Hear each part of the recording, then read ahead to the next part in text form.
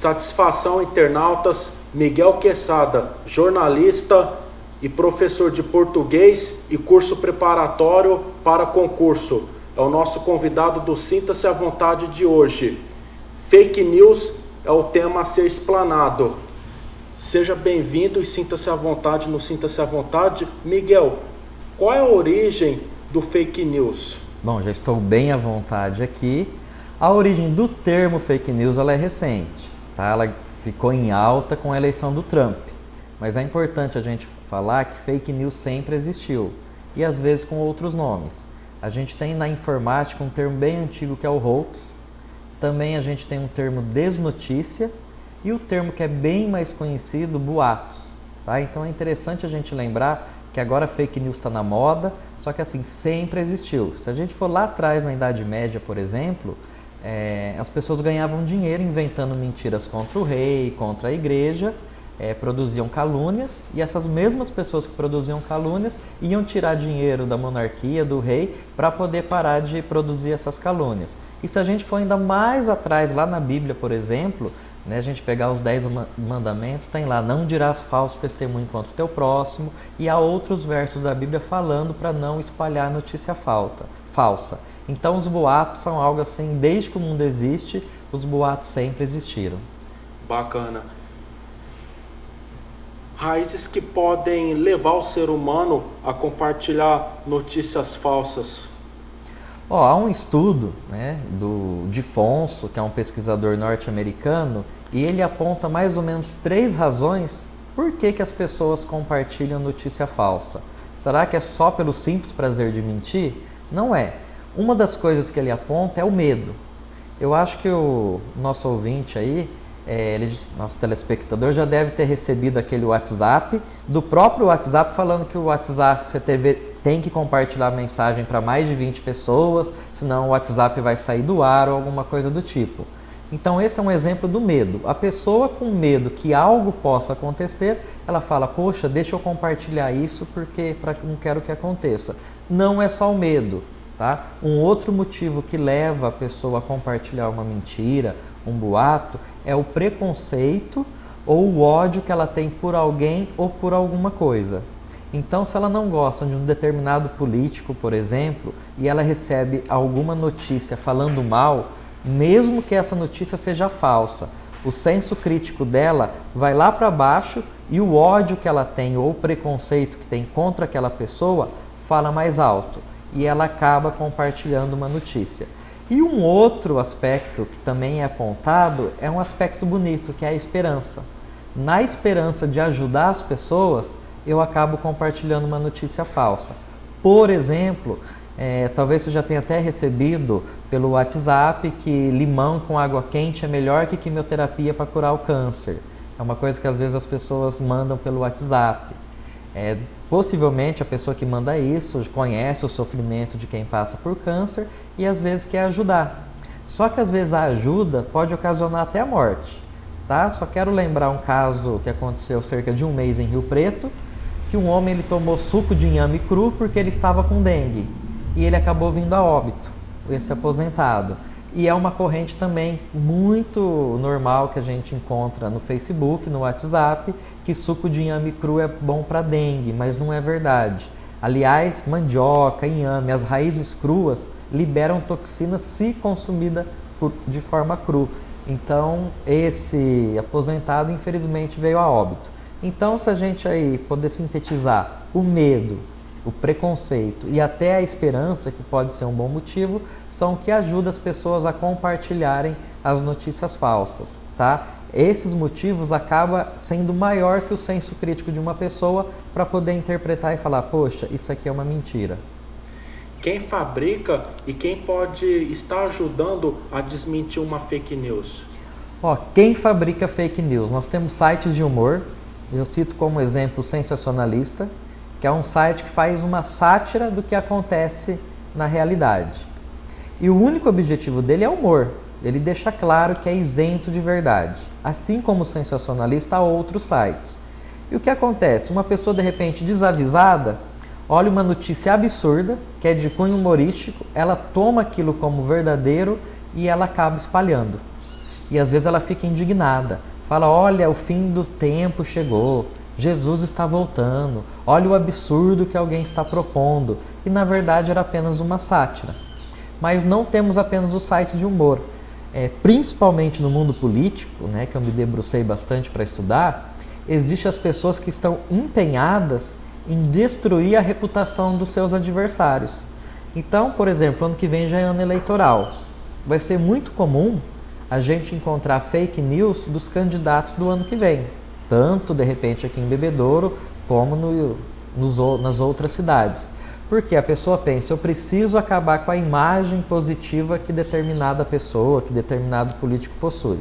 Então eu vou começar a fabricar boato, aí um possível eleitor já vai criar um ódio ou uma certa resistência àquela pessoa e ela vai falar, nessa pessoa eu não voto, porque ele defende aquilo, ele falou uma coisa que eu não gostei, e às vezes aquilo que a pessoa, o ódio que ela nutre por alguém, foi fruto de uma fake news, de uma mentira.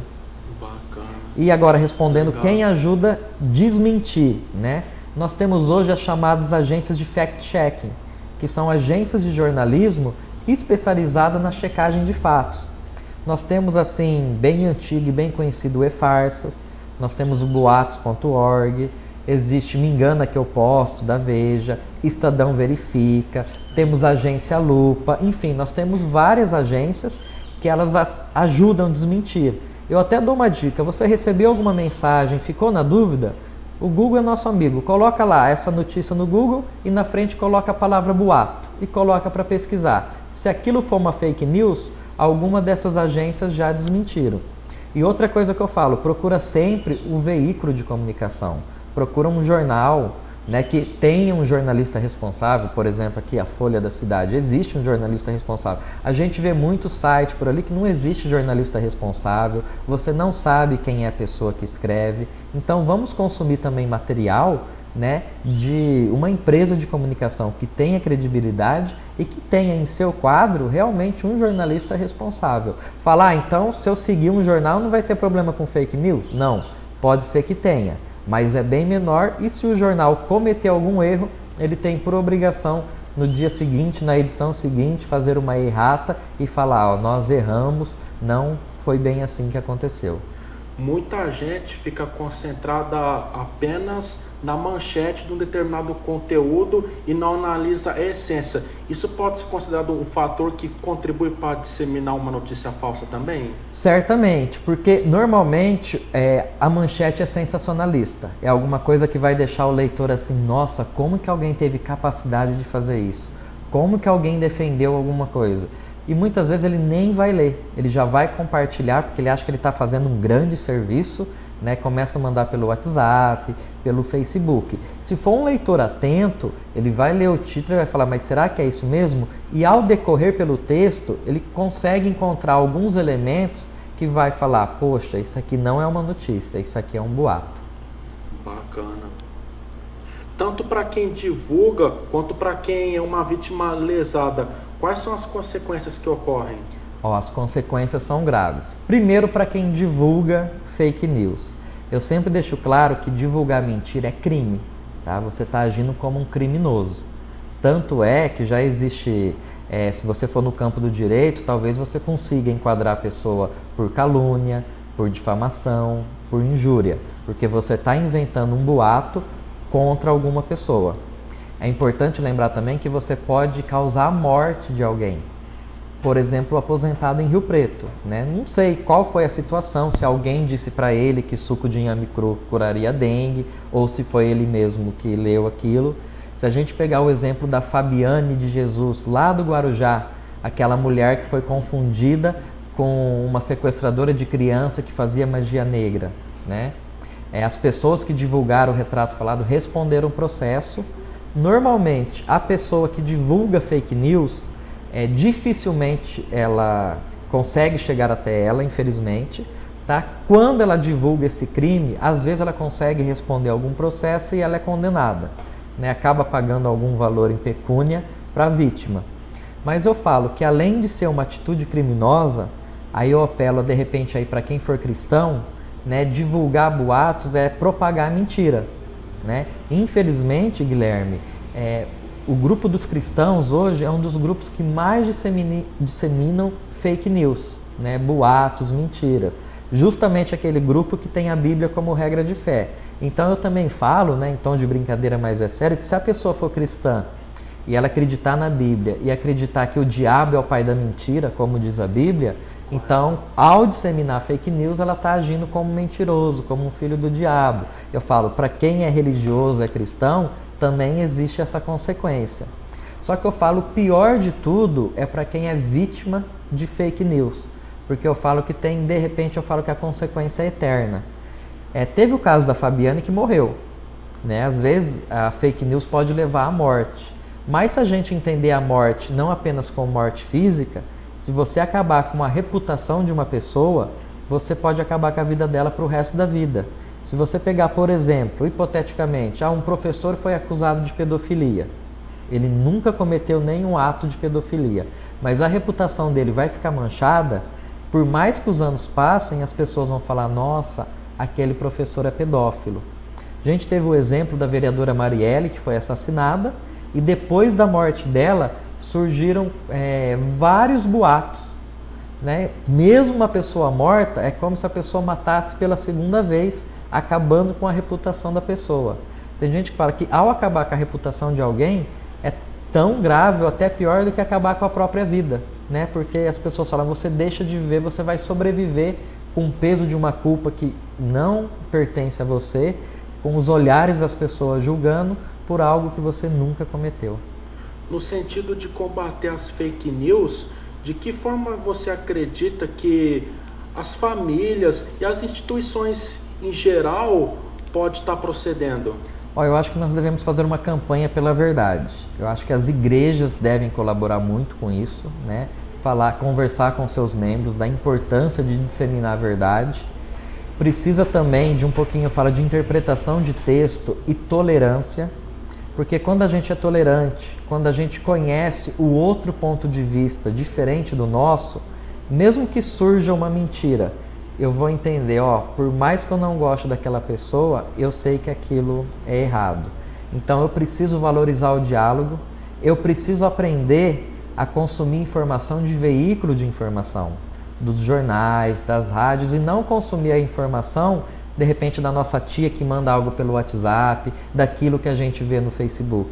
A gente precisa aprender que, infelizmente, hoje, a gente vê que os jornais cada vez são menos produzidos, nós temos cada vez menos leitores, né? E as pessoas deixaram de dar crédito à imprensa para acreditar em qualquer pessoa que, de repente, fala, eu sou jornalista ou eu estou divulgando alguma coisa. Então, a gente precisa retornar, eu falo, às raízes, começar a divulgar a verdade. Eu acho que as famílias também têm um papel muito importante. Falar, filho, você ouviu isso, mas isso é verdade? Né? Vamos, de repente, checar o que o jornalista faz por natureza. Eu acho que a gente deve fazer isso também. Poxa, eu descobri que recebi lá o boato que inhame cru pode curar a dengue. Poxa, deixa eu conversar com o meu médico. É verdade isso ou é boato? A água com limão é melhor que quimioterapia. Poxa, deixa eu conversar com um profissional.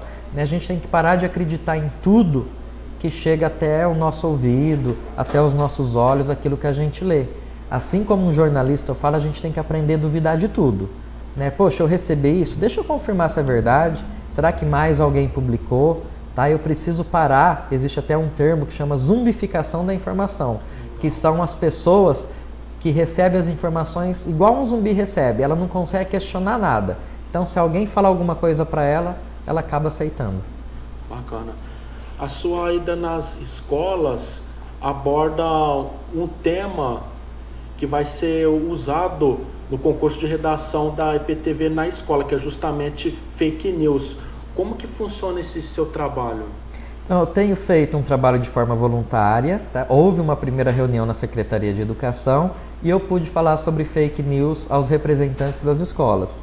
Aí eu deixei em aberto, caso alguém quisesse que eu falasse com os alunos, e nessas 2 últimas semanas eu tenho ido às escolas, principalmente com as turmas do 9º ano, algumas eu até estendo para o ensino médio, dependendo da condição da escola, se é favorável ou não, mas a redação é para a turma do 9º ano. Então eu tenho conversado tanto nas escolas públicas como os particulares, explicando o que leva a pessoa a produzir fake news, quem desmente, como que é esse processo. Então tem sido um bate-papo legal que eu tenho feito com os alunos, tirando dúvidas, trazendo exemplos inclusive de bebedouro, de casos que foram fake news e que nós conseguimos desmentir. Agradeço desde já a sua participação, por ter aceitado o nosso convite. Considerações finais, agradecimentos, fique à vontade. Bom, eu agradeço a oportunidade, tá? Agradeço a oportunidade de um veículo de comunicação em tratar esse tema, tá? Fake news é algo extremamente importante. Eu faço um apelo às pessoas para que deem crédito ao profissional de jornalismo, tá? Não a qualquer outro profissional. E também que a gente aprenda hoje a sair das bolhas, né? Hoje eu falo que o Facebook acaba sendo um grande inimigo porque ele cria a gente numa bolha. A gente só curte aquilo que a gente gosta, só convive com quem a gente gosta, bloqueia as pessoas que nós não temos interesse, só que a vida real é diferente disso. Quando eu aprendo a conviver com o contraditório, a conviver com aquele que pensa diferente de mim, eu aprendo a conhecer todos os lados da história. E ao receber um boato, eu vou ter um juízo crítico e vou falar, isso aqui é boato. Por mais que eu não goste do meu inimigo, do meu opositor, do meu adversário, mas eu conheço tão bem que eu sei que jamais ele faria isso, tá bom? E eu faço um apelo também aos cristãos, tá? Que é um grupo que infelizmente tem caído muito em fake news e disseminado, para assim voltar à Bíblia, né? Voltar aos 10 mandamentos, não dirás falso testemunho contra o teu próximo, não lembrar que o diabo é o pai da mentira e, por favor, né, para que não compartilhe, porque um boato compartilhado, ele pode custar a vida de uma pessoa, como nós já temos exemplos, infelizmente, no Brasil, e pior ainda, pode custar a reputação de uma pessoa. E uma reputação perdida, dificilmente ela é resgatada. E lembrar que o compartilhamento de fake news é crime e que a pessoa que fizer isso, ela pode ser condenada judicialmente. Além do convidado, agradeço a Folha da Cidade pela oportunidade e a você, internauta, pela atenção. Confira a nossa versão impressa aos sábados e até a próxima oportunidade.